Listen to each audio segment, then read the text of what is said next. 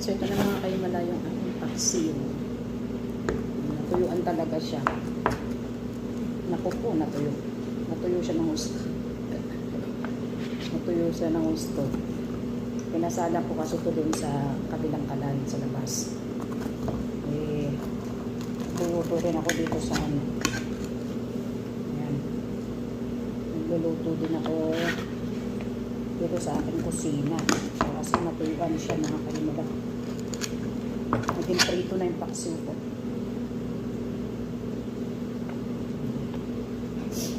Yummy, yummy. Kaso wala nang sabaw.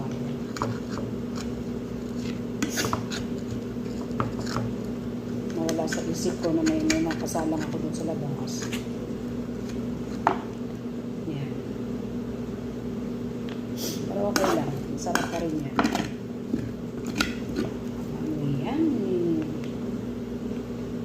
Nilagay ko siya dito sa ano kasi papasok ko siya sa kwarto ko. Dito siya kakainin.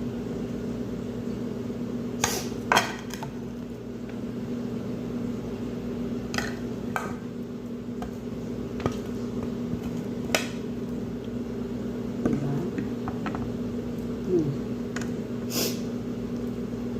Naging paksiw ko, naging pritong paksiw.